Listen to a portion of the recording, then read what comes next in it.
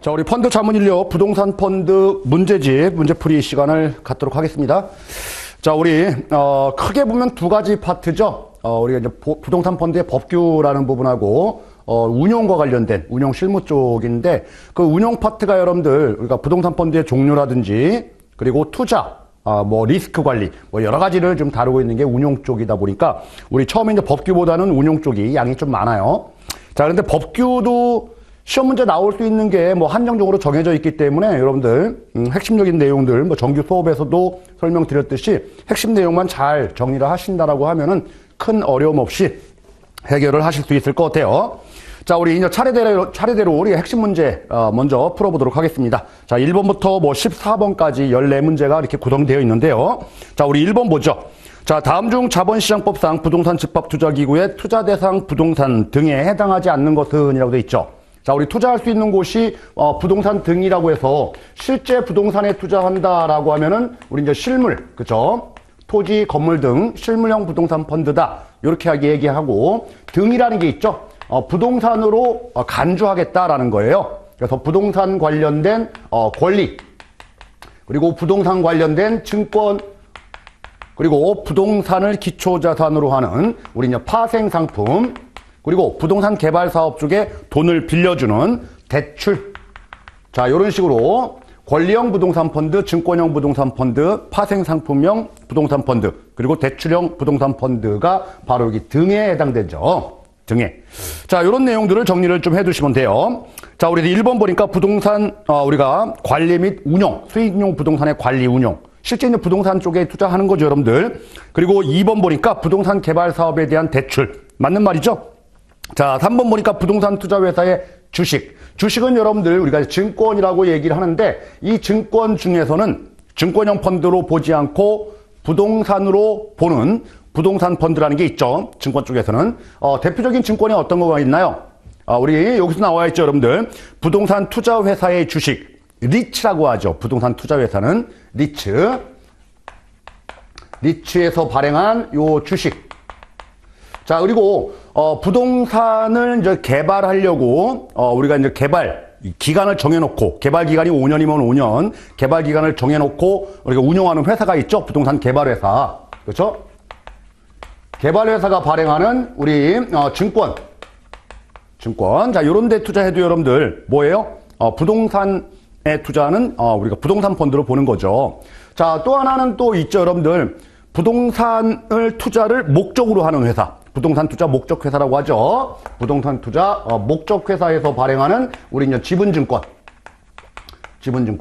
자, 요런 데 투자를 하게 되면 여러분들 우리가 증권형 증권형 펀드라고 보는 게 아니라 부동산 펀드로 보겠다라는 거예요.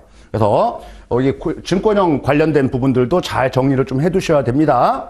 자, 참고로 여러분들 요 권리형 부동산 펀드, 우리 부동산과 관련된 권리 중에서는 제한물권 중에 지상권, 지역권, 전세권 뭐 이런 게 있죠. 그리고 분양권, 임차권까지 자본시장법에서는 이렇게 5가지 권리를 우리는 부동산에 투자하는 권리를 보고 있죠. 그거 말고도 금융기관이 가지고 있는 채권인데 이제 금전채권이라고 하는 거죠.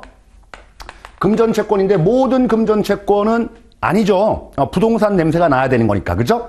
모든 금전채권이 아니라 부동산 담보부 금전채권에 한해서 우리가 채권은 채권이지만 권리지만은 부동산으로 보겠다라는 겁니다. 그래서 부동산 펀드.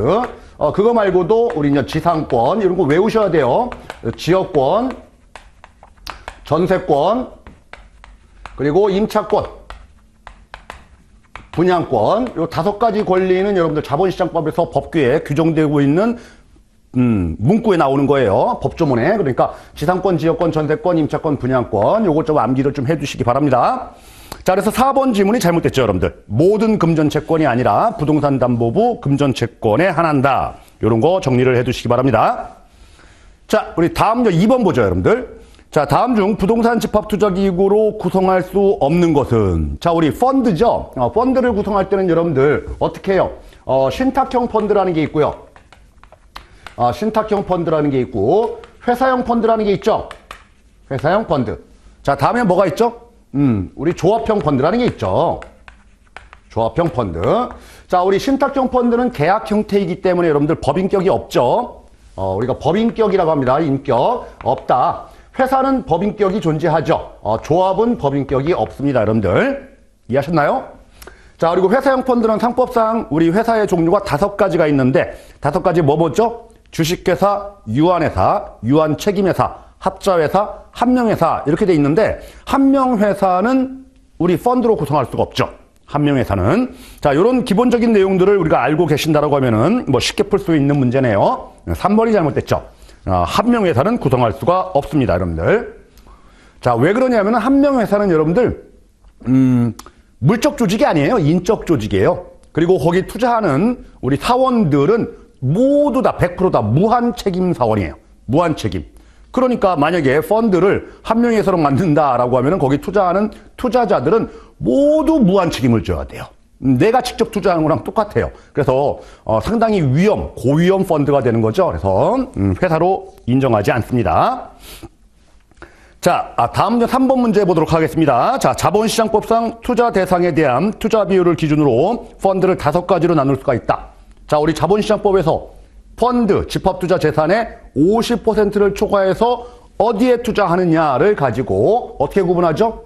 증권형 펀드, 그리고 부동산 펀드, 특별자산 펀드, 혼합자산 펀드, 단기금융펀드, 그죠? MMF. 이렇게 5가지로 구분하죠.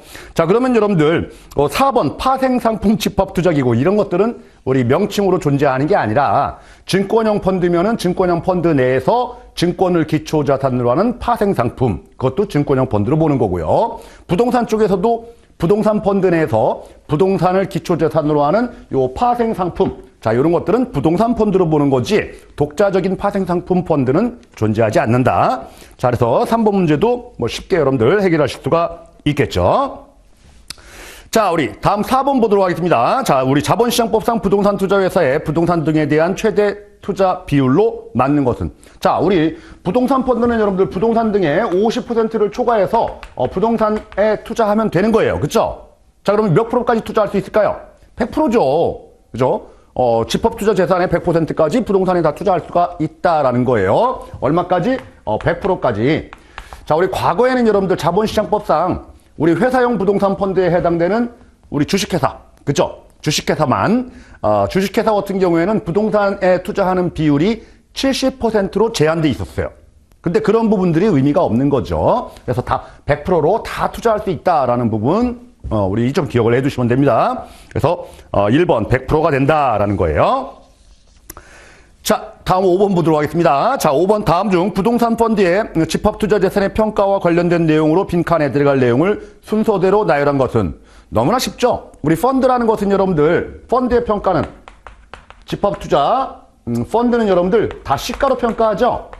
시가평가가 원칙인 거예요. 물론 시가가 없는 것들은 우리가 장부가로 평가할 수 있는 예외적인 것들도 있어요. 단기 펀드라든지 아니면 대출과 관련된 부분들은 우리 장부가로 평가할 수도 있겠지만은 원칙상은 다 시가평가가 원칙이다라는 겁니다. 이 시가가 우리 펀드에서는 기준 가격이다 이렇게 얘기를 합니다.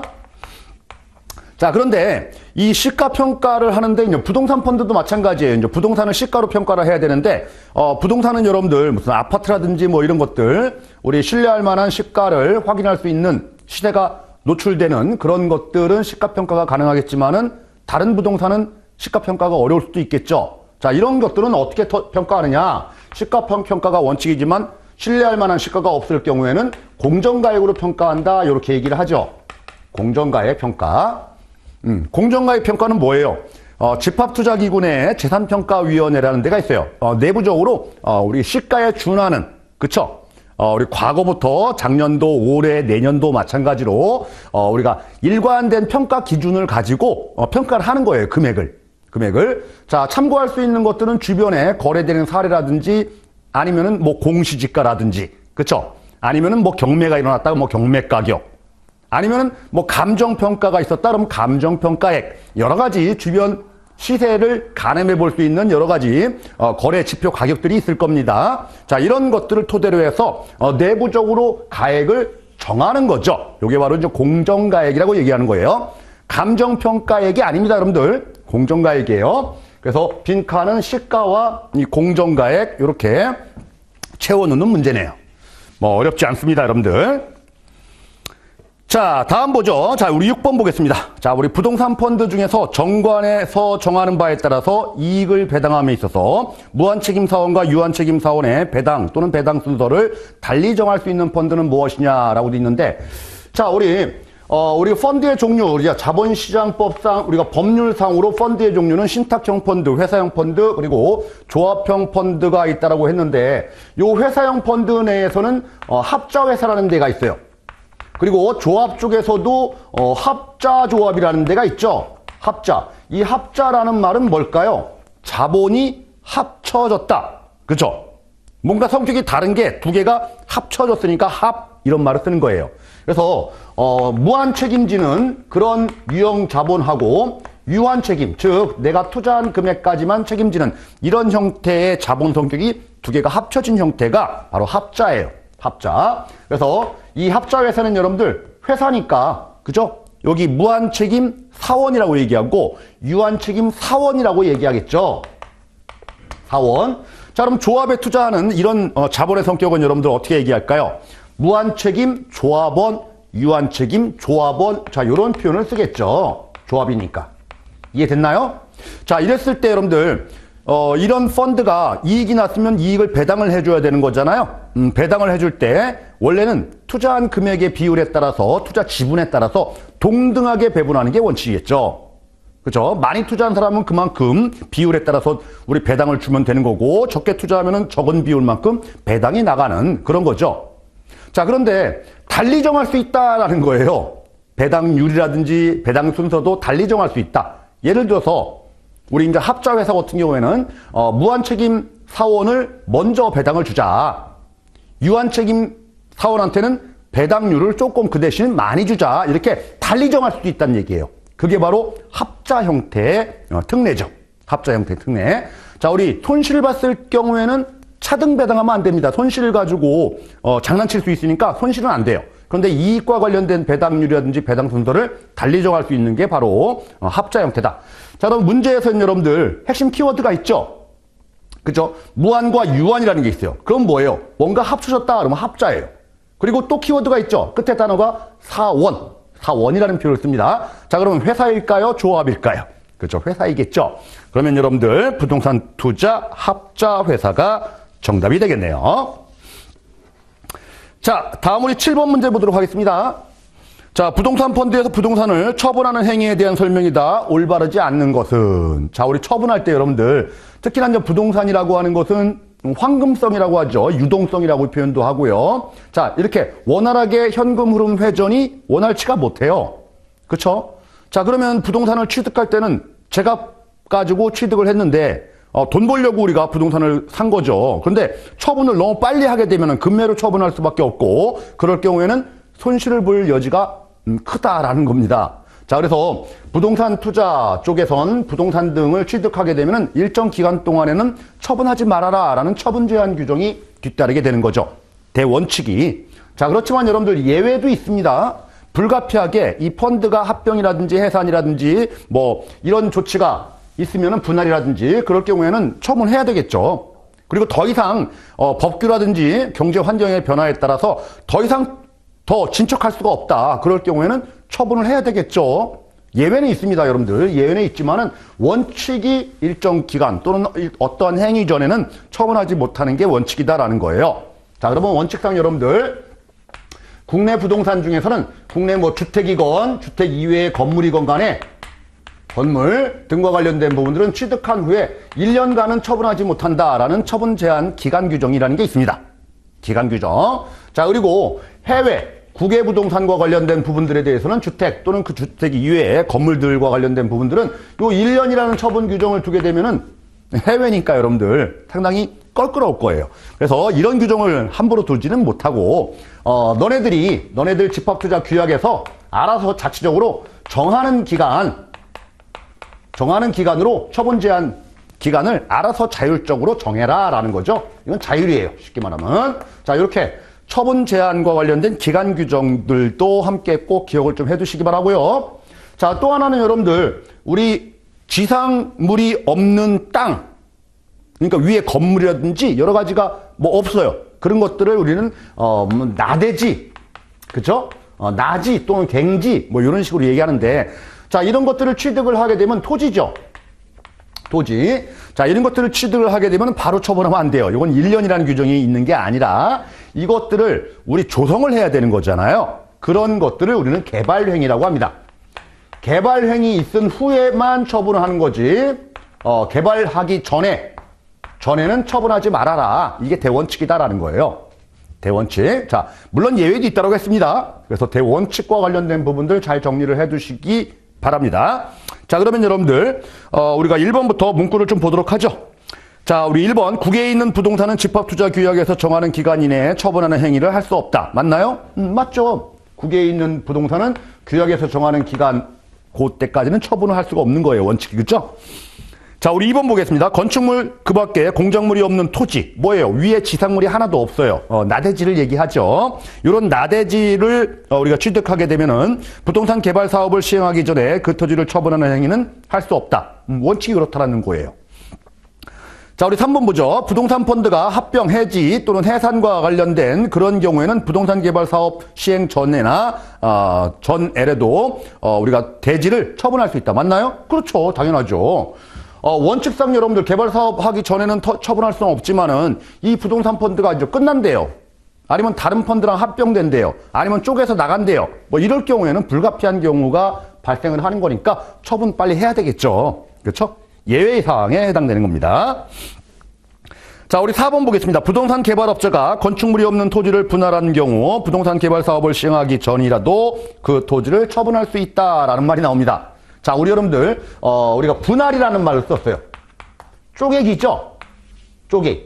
자, 우리 나대지를 취득한 다음에 쪼갰어요. 어떤 식으로 쪼개는 거죠? 자, 일단의 토지를 취득한 다음에 이걸 딱 개발, 정리 작업이라든지 뭐 포크레인 들이고 막 공사해야 돼요, 여러분들. 공사를 하기 전에 구획을 하죠. 선긋기라고 합니다. 선긋기. 자, 요 지역은 도로.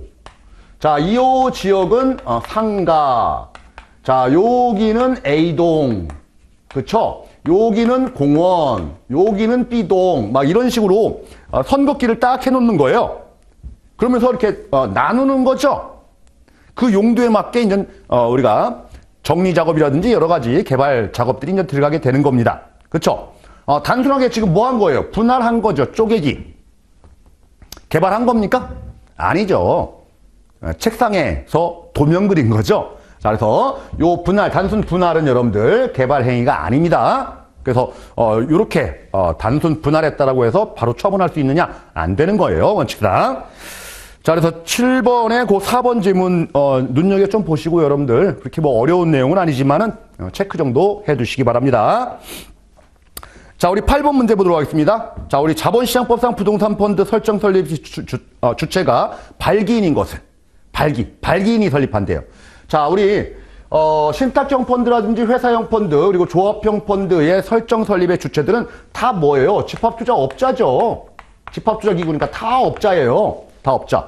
자, 그렇지만 회사형 펀드에 해당되는 부동산 투자 회사, 주식회사, 회사. 자, 거기만은 발기 설립이에요. 발기인이 설립을 하는 겁니다. 나머지 여러분들 유한회사라든지 유한책임회사, 합자회사, 그렇죠? 다른 조합, 신탁 다 집합투자업자가 주체입니다. 자, 지금 발기인이 설정 설립의 주체가 되는 것은 바로 주식회사 형태에 한한다라는 겁니다. 자, 또 하나를 여기서 우리 이제 밑에 여러분들 거기 좀 정리되어 있는 그런 내용들이 있죠. 내부적인 여기서 말하는 요 규약이라고 하는 것들, 규약을 그러면 어떤 식으로 만드느냐라는 거죠. 우리 이런 신탁 펀드, 회사형 펀드 아니면 조합형 펀드가 이제 구성이 되게 되면은 규약을 만드는데 이 규약은 서로 간에 계약한 거예요. 쉽게 말하면 계약서 뭐 이런 것들이죠. 합의한 거. 자, 이런 것들이 바로 규약이에요. 내부 문건들이 쭉 있을 거예요. 그죠? 이런 건데, 우리가 회사형 펀드와 관련된 부분들, 요 회사형 펀드는, 주식회사라든지, 유한회사라든지, 유한책임회사라든지, 합자회사와 관련된 내부적인 규약이라고 하는 것들은 다 우리 회사에서는 뭐라고 표현을 합니까? 정관이라고 표현하죠. 정관. 이해됐나요? 자, 그래서 밑에 있는 여러분들, 그, 정리되어 있는 표도 이렇게 좀 구분을 좀 해두시기 바랍니다. 자, 다음 보죠. 여러분들 9번 보겠습니다. 9번. 다음 중 잘못된 것을 고르시오라는 거죠. 자, 우리 1번 보니까 여러분들 자본시장법은 집합투자업자가 부동산 펀드를 설정 설립하는 경우에는 환매 금지형 펀드로 설정 설립하도록 의무화되어 있다. 맞죠?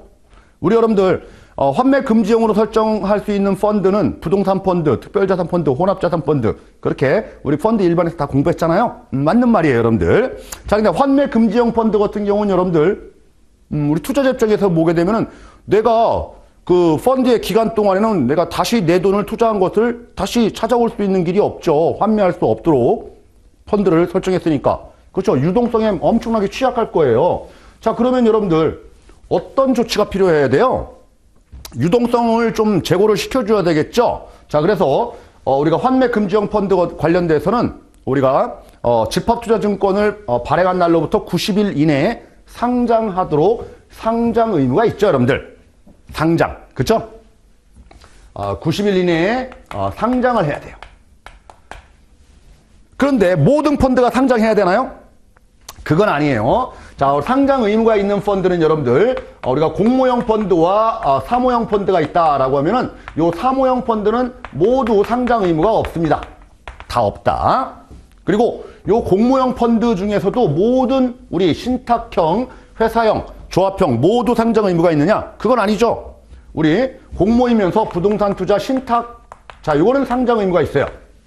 그리고 이제 회사 쪽에서도 4가지, 조합 쪽에서도 2가지가 있는데 회사 쪽에서 여러분들 부동산 투자 주식회사에 해당되는 회사, 여기까지만 상장 의무가 있죠. 나머지 유한회사, 합자회사, 뭐 조합, 나머지들은 여러분들 다 상장 의무가 없다라는 거예요. 그래서 상장 의무가 있는 우리 펀드가 무엇이냐라는 것들도 상당히 중요한 거예요. 자, 그래서 2번 보니까 모든 공모형 부동산 펀드의 경우에 별도의 방법으로 정하지 아니하는 경우에는 증권시장에서 상장해야 된다. 모든 공모, 그 말이 잘못됐죠. 뭐예요? 공모 중에서도 부동산 투자 신탁과 부동산 투자 회사만 상장 의무가 있다라는 거.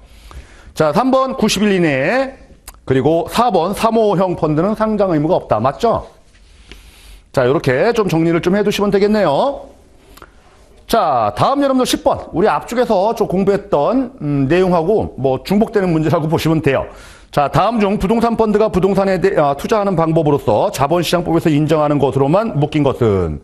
자, 우리 부동산에 투자할 수 있는 곳이 실물형 부동산 쪽에서도 투자할 수 있고 부동산 관련된 증권, 그쵸? 권리, 그리고 파생상품, 대출, 이런 등과 관련된 부분도 투자할 수 있다라는 부분 우리 앞에서 문제 풀 때 좀 봤죠, 여러분들? 그 관련된 거예요.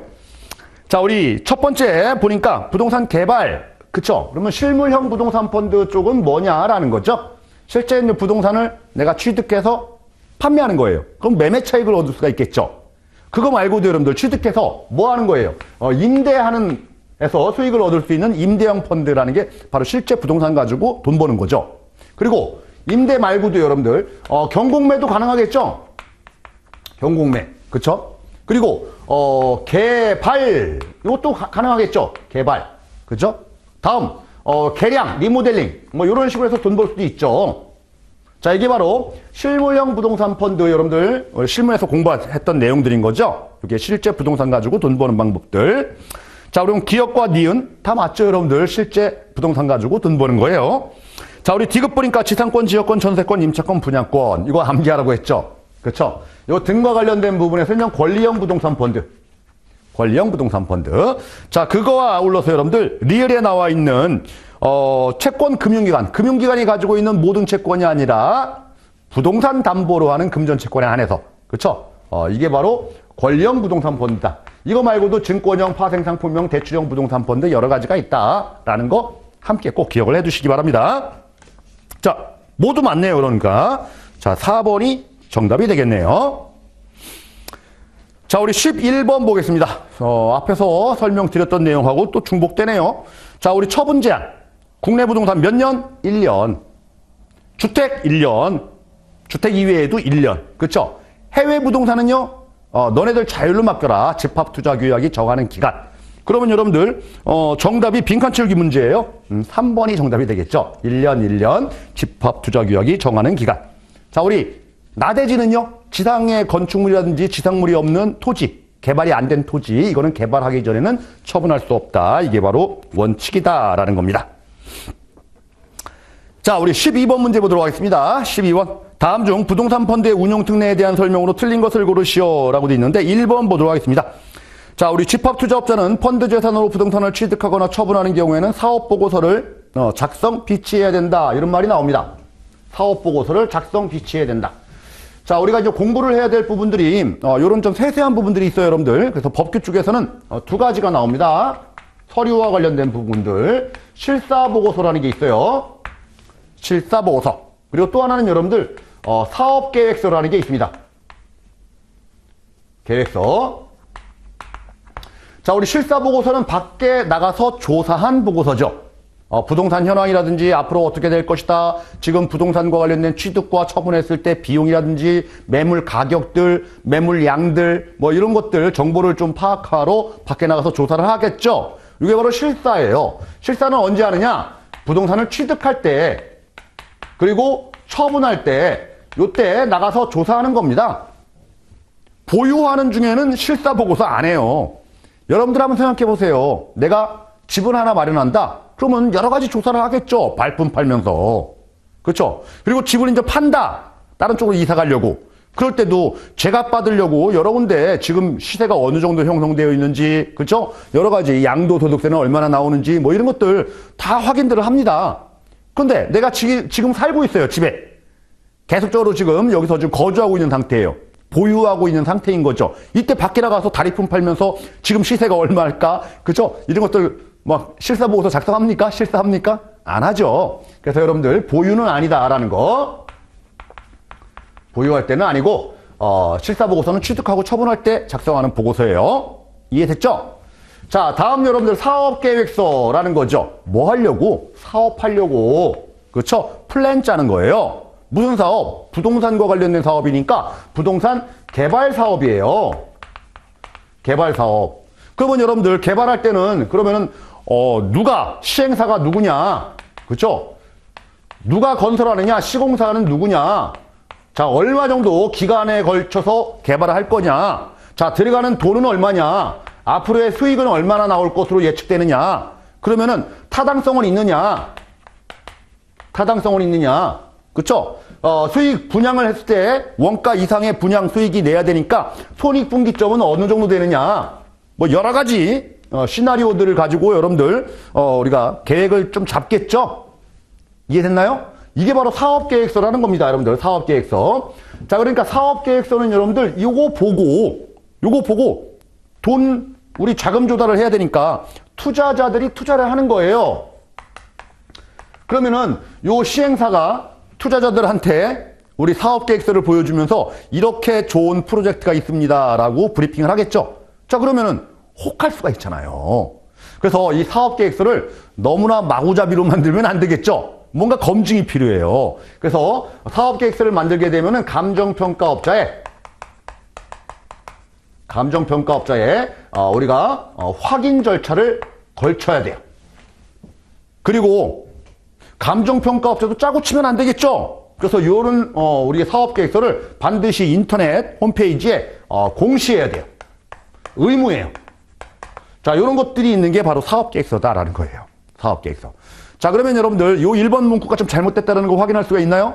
자, 우리 취득하고 처분할 때 뭐를 작성한다고요? 실사보고서. 근데 뭐라고 돼 있어요? 사업보고서라는 말은 없습니다. 사업보고서는 없어요. 오히려 사업계획서라는 말이 있죠. 그렇죠? 사업보고서라는 말은 없습니다. 실사보고서. 그렇죠? 사업보고서가 아니다. 그래서 1번 문구가 좀 잘못됐다는 거 확인할 수가 있겠죠. 그리고 이 문제도 중요하지만 여러분들 이거보다 더 중요한 것들이 있어요. 뭐예요? 다음 중 실사보고서에 나오는 항목이 아닌 것은 이렇게 출제합니다. 자, 그러면 여러분들 사업계획서에서 뭐 개발기간이라든지 아니면 시공사 선정이라든지 막 이런 표현들이 나와요. 이거 잘못된 거죠? 두 개를 구분할 줄만 아시면 돼요. 우리 교재, 정규교재 표로다가 정리되어 있는데 그거 다 암기할 필요는 없어요. 그래서 이 내용이 언제 만드는 거냐? 그쵸? 언제 만드는 거냐? 그 내용만 아시고 있다고 하면 쉽게 확인할 수가 있겠다라는 겁니다. 자, 다음 우리 2번 지문 보죠. 부동산 펀드에서 부동산을 취득하는 경우에 당해 부동산 펀드 재산으로 금전을 차입할 수 있다. 맞나요? 금전 차입돼요? 되죠. 차입. 빌려주는 거, 대여도 가능한가요? 대여도 되죠. 차입과 대여 다 가능하다라는 겁니다. 자, 그럼 차입과 대여와 관련된 부분들 별도의 문제가 있지만은 차입과 대여 비교를 한번 해보시죠. 자, 차입은 여러분들 얼마까지 빌려올 수 있을까요? 펀드의 순재산이에요. 자산 마이너스 부채. 순재산을 기준으로 200%까지 2배로 빌려올 수가 있어요. 자, 우리 빌려주는 거 가능해요. 그쵸? 우리 좀 전에 말씀드렸듯이 부동산의 개발 쪽에 투자할 때 펀드가 돈을 빌려줄 수 있다. 대출. 그쵸? 빌려주는 거 가능하다. 얼마까지 빌려줄 수가 있을까요? 100%까지밖에 안 되죠. 200% 그런 말 하면 안 되죠. 뭐 빌려와서 또 빌려줘요? 이거 안 되는 거예요. 그쵸? 순재산의 100%까지 빌려줄 수 있다라는 겁니다. 자, 요거 꼭 기억을 해두시기 바라고요. 자, 그러면 여러분들 차입을 해왔으면 이 돈 가지고 뭐 했어야 돼요? 부동산 투자 쪽에 부동산 운용의 목적에 맞도록 차입을 한 거니까 거기에 써야지. 그 목적을 벗어난 다른 용도로 쓰면 안 되겠죠. 다음, 빌려줬어요. 그죠? 부동산 프로젝트에 돈을 빌려줬어요. 자, 그러면 여러분들 회수를 해야 되는데 펀드 마음대로 빌려주면 됩니까? 안 되죠. 그쵸? 돈 벌어야 되니까 이 투자자한테 대출 쪽에 쓰는 이 펀드입니다. 뭐 이런 것들에 대한 뭔가의 근거가 있어야 되겠죠. 그래서 반드시 여러분들 이 집합투자 규약에서 대여해서 돈을 우리는 운용합니다라는 이 대여 규정이 반드시 있어야 돼요. 그래야지만이 대여를 해주는 거예요. 이거 규정 없으면 대여를 통해 가지고 돈을 운용하면 안 됩니다. 대출. 자, 그리고 두 번째, 돈을 빌려줬으니까 이거 회수해야 되는 거죠. 돈 안 갚으면 어떻게 해요? 그러면 투자자만 손해보는 거잖아요. 그래서 회수를 할 수 있는 회수, 담보수단이죠. 담보수단. 자, 이런 것들을 철저하게 챙긴 다음에 돈을 빌려줘야 되겠죠. 이해됐죠, 여러분들? 자, 이런 규정들을 꼭 기억을 해두시기 바랍니다. 그래서 모든 이 내용들, 두 가지 요건들을 다 동시에 충족을 해야 되는 것들은 우리 이제 공모형 부동산 펀드, 공모형은 두 가지 요건을 다 충족해야 돼요. 자, 그런데 사모펀드와 관련된 부분들은 대여에 관한 규정만 있으면 되는 거지 우리가 회수를 위한 이런 수단을 반드시 확보를 해라라는 그런 의무 규정은 없어요. 우리 정규 규제는 안 나오는데 가끔 시험 문제 지문으로 나올 수가 있으니까 여기까지. 가장 기초가 되는 것은 요 200%, 100% 이런 거예요. 어렵게는 출제가 안 돼요. 여러분들 쉽게 출제되니까. 자, 이런 것들 좀 기억을 좀 해두시면 되겠습니다. 자, 우리 3번 보겠습니다. 부동산 펀드의 집합투자업자는 운용특례에서 일부 업무를 제3자에게 위탁할 수 있다. 그쵸? 제3자의 업무 위탁 가능하죠, 여러분들. 원래 집합투자업자가 내가 부동산 관련된 취득, 처분, 운용, 개발 여러 가지들을 집합투자업자들이 다 해야 돼요. 그쵸? 이 집합투자업자가 주체잖아요, 주체다 보니까 펀드를 설정한다, 신탁계약을 체결한다, 펀드 재산을 평가한다. 그쵸? 모든 것들을 이 집합투자업자가 다 해야 되는 게 맞아요. 자, 그런데 부동산 쪽에서는 이 부동산을 여러 가지로 운용할 수 있는 운용이 많죠, 여러분들. 많다 보니까 이 집합투자업자가 다 하지를 못할 수도 있어요. 그래서 제3자에게 외부 전문가라든지 전문법인, 전문단체에 그 업무를 좀 맡길 수가 있는데 이걸 가지고 제3자 업무 위탁이라고 얘기하는 거죠. 이 제3자 업무 위탁이 가능한 것은 딱 세 가지만 기억을 해두시기 바랍니다. 우리 이제 임대, 개량, 개발. 자, 요것만 제3자에게 우리는 위탁할 수 있어요. 취득, 처분 이거 안 돼요. 아셨죠? 그래서 여러분들 실무 쪽에서 공부하는 임대형 부동산 펀드, 개발형 부동산 펀드, 개량형 부동산 펀드. 자, 우리 실물형 부동산 펀드 요쪽이 바로 제3자에게 업무 위탁이 가능한 거구나. 이렇게 연관하셔가지고 기억을 좀 해두시면 되겠죠. 그래서 3번 지문, 자, 그런 것들 좀 체크를 좀 해두시기 바랍니다. 이 본 문제 12번은 여러분들 각각의 지문들이 아주 구체적으로 지금 표현하고 있지는 않죠. 뭐 2번 지문 보니까 차입할 수 있다. 4번 지문 보니까 대여할 수 있다. 자, 3번 지문 보니까 특정한 업무들은 제3자에게 위탁할 수 있다. 뭐 이런 지문이잖아요, 지금 보면은. 자, 그런데 실제 문제를 가서 보면은 이런 문제도 나올 수가 있겠지만은 그 2번 문구 또는 4번 문구 또는 3번 문구, 요게 각각을 구체적으로 묻는 이런 유형의 문제가 출제가 되는 경향이 많이 있으니까, 자, 이런 부분들도 함께 여러분들 정리를 해 두셔야만 하는 겁니다. 자, 그래서 연결해가지고 13번 문제 보죠. 제3자의 업무 위탁에 해당하지 않는 것은 제3자에게 업무 위탁할 수 있는 게 뭐뭐라고요? 임대, 계량, 개발. 자, 요 키워드만 좀 체크를 하시죠. 그러면 1번 개발 맞죠? 자, 2번 계량 맞죠? 자, 3번 임대 맞죠? 자, 4번 매입. 우리 부동산을 취득한대요. 이거는 여러분들 제3자한테 맡기면 안 돼요. 집합투자업자가 반드시 해야 돼요. 그래서 4번 문구가 잘못됐다라는 겁니다. 자, 다음 여러분들 14번 문제 보도록 하겠습니다. 14번 문제. 자, 금전의 대여 및 차입에 대한 설명이다. 잘못된 것은 설명드렸죠? 요 차입과 대여, 요것도 시험 문제 자주 나와요. 자, 그러면 여러분들 일단 제일 먼저 봐야 될 게 몇 프로까지 차입하고 몇 프로까지 대여할 수 있느냐? 퍼센테이지만 한번 체크를 한번 해보죠. 자, 우리 2번에 그런 말이 나와 있네요. 대여 100% 맞나요? 100분의 100. 맞는 말이죠, 여러분들. 그게 혹시 200 그러면 벌써 잘못된 거 2번이 정답이 될 거예요. 제일 먼저 확인할 게 바로 그런 거다라는 거고요. 자, 다음 여러분들 1번 문제 보도록 하죠. 1번 질문. 금전의 차입의 경우 집합투자총회에서 다르게 의결한 경우에는 그 의결한 한도 내에서 가능하다. 그죠? 원칙에 이렇다는 얘기지 200%란 얘기지. 그죠? 내부적으로 그죠? 집합투자총회에서 다시 의결하면은 그 의결에 따른다라는 얘기예요. 자, 우리 3번 보겠습니다. 3호 부동산 펀드의 경우 금전 대여를 할 경우에는 회수하기 위한 적절한 수단을 확보해야 한다. 이런 말 나와 있죠. 자, 우리 대여와 관련된 구체적인 것들이죠. 자, 집합투자 규약으로 정함이 있어야 된다. 그리고 회수를 위한 적절한 수단이 확보돼야 된다. 두 가지 요건을 동시에 충족을 해야 되는 것들은 공모형 부동산 펀드다. 그렇죠? 3호형 부동산 펀드는 집합투자 규약만 있으면 되는 거지. 자, 우리 회수를 위한 담보권 설정이라든지 여러 가지 조치에 관련된 의무 규정은 없다라는 겁니다. 그래서 3번 지문이 잘못됐네요.